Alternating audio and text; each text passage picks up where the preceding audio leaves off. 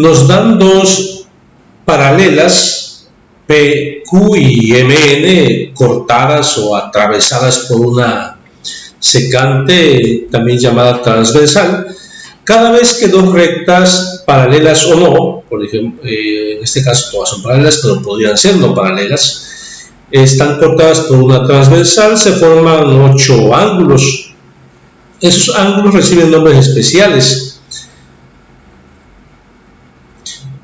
Aquí tengo una lista de los nombres de cada ángulo.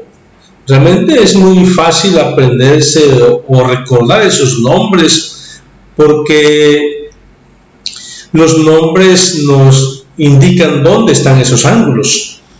El orden en que estén los ángulos tampoco es importante. Para trabajar en orden, pues se pone 1, 2, 3, 4, pero se podría poner en este orden o en este otro.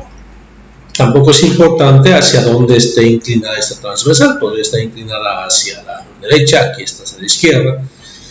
Y decía que es bien fácil acordarse de los nombres, porque si vemos, por ejemplo, los ángulos internos, que son estos de aquí, 3, 4, 5 y 6, pues si imagináramos que aquí cerramos esta área, entonces estarían adentro. Y de la misma manera podemos ver a estos ángulos 1, 2, 7 y 8 como que están afuera, o sea, son ángulos externos. Los ángulos internos o interiores, que son estos, también se pueden llamar que son alternos. Si tomamos 2 a 2, por ejemplo, aquí el 3 y el 5 son alternos internos. El 4 y 6 son alternos internos. Alternos, ¿qué significa? Que uno está de un lado de la transversal y el otro del otro lado. Y además no son adyacentes. Entonces, así, trazamos una línea, tenemos un par de ángulos que son alternos internos. Acá tenemos otro par de alternos internos. Y con esa misma idea, pues, estos otros, 1 y 7 serían alternos porque están uno de un lado de la transversal y otro de otro lado. Son alternos pero externos. El 2 y el 8 también es un par de ángulos que son alternos externos. Ahora sí, ángulos colaterales. Baldor le llama conjugados, pero ese término ahora se usa para decir que suman 360 grados. Si dos ángulos son conjugados, para la mayoría de los autores se dice que son ángulos que suman 360 grados. Entonces, en este caso, lo que se usa en vez de conjugados es colaterales. Y es un término más intuitivo porque lateral significa lado. Entonces, y co significa del mismo. Entonces, del mismo lado, tenemos, por ejemplo, 4 y 5, que son ángulos colaterales, están del mismo lado. También tenemos 3 y 6, están del mismo lado de la transversal.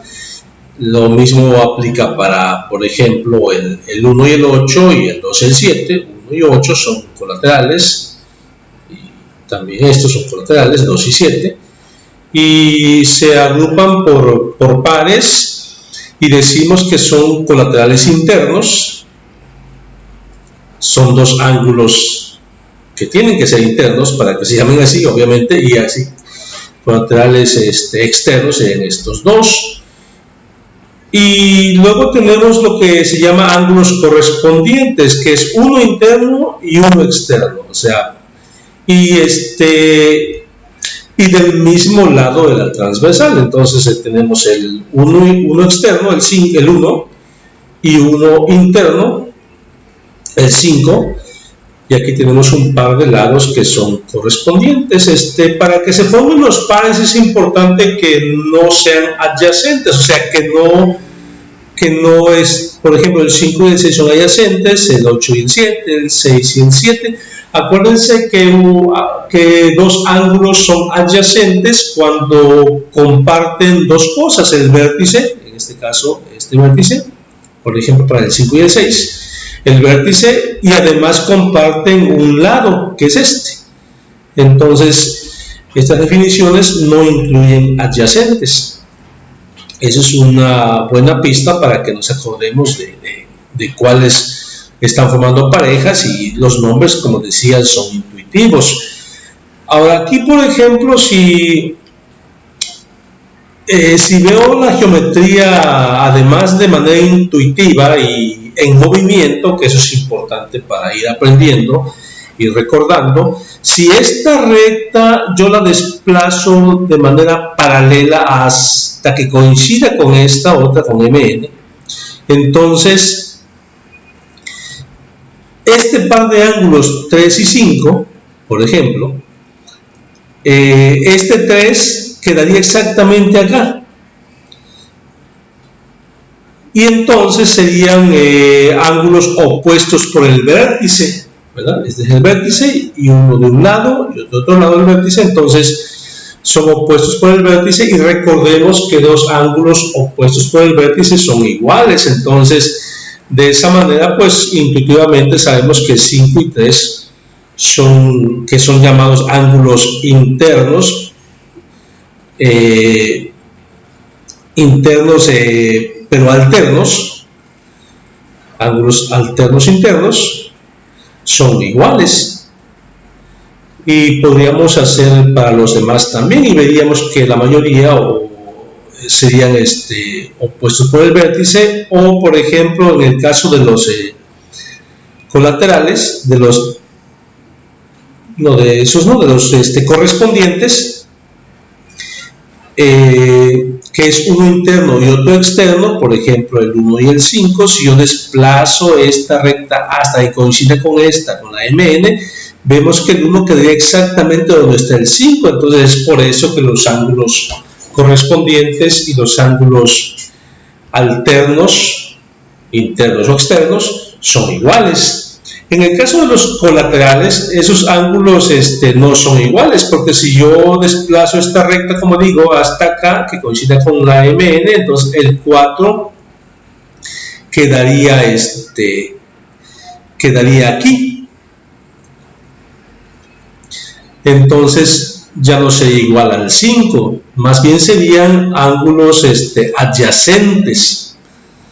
Y en ese caso sabemos que dos ángulos adyacentes suman 180 grados, o sea, son ángulos suplementarios. En base a estos conceptos nos piden que resolvamos el ejercicio, que ya copié otra vez acá. Me dicen que PQ y MN son paralelas. Y luego dice que SS' es una recta que es una secante, o mejor transversal. Me dicen que el ángulo 1 vale 5x, el ángulo 6 vale 13x, y que yo hay los demás ángulos. Entonces empezamos con los datos que me dieron, y el ángulo 1, en base a las definiciones, es igual al ángulo 5, y pongo la justificación. Es importante que pongamos en cada paso la justificación o el razonamiento, y son ángulos correspondientes, ¿verdad? El 1 y el 5 son correspondientes porque es uno externo y otro interno, y están del mismo lado de la transversal, y además no son adyacentes. Es importante que los pares no sean adyacentes. Entonces el 1 es igual al 5 por ser correspondientes, entonces el 5 también vale 5x. Y como ya tengo el 5, digamos que es adyacente con 6, entonces ahí sí voy a usar ese concepto para hacer la suma, y a esa suma pues son 180 grados. Si se fijan, aquí es lo que es el transportador, ¿verdad? 180 grados de aquí a acá. Entonces los ángulos adyacentes, todos no sabemos por definición que son suplementarios, o sea que al sumarlos van a dar 180 grados, y entonces ya resolvemos la pequeña ecuación, en vez del ángulo 5 pongo su valor que es 5x, y en vez del ángulo 6 pongo su valor que es 13x, hago la suma y eso debe dar 180 grados. Al resolver para x, pues ya me da que es igual a 10 grados, o sea, x vale 10. Ahora, decíamos que el ángulo 1 es igual al ángulo, que es igual a 5x. Entonces el ángulo 1, como x vale 10, ya vale 50 grados. Ya encontramos el valor del ángulo 1. Y también, por otra parte, el ángulo 6, que vale 13x, 13 por 10 son 130 grados para el ángulo 6. Y con lo demás, pues nada más es ir igualando el ángulo 1 y poniendo el justificante.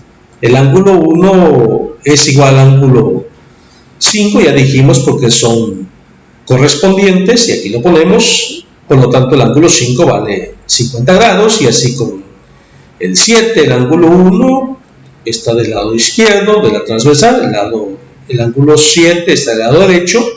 Entonces son ángulos externos, pero alternos, ¿verdad? Alternos externos, entonces son iguales por definición. Entonces el ángulo 7, que vale lo mismo que el 1, es igual a 50 grados. Y así chequen los demás, pueden pausar el video y vayan comparando con la figura y con las definiciones para que les quede claro por qué llegamos a esta conclusión, que es el resultado precisamente que aparece en el libro de Baldor.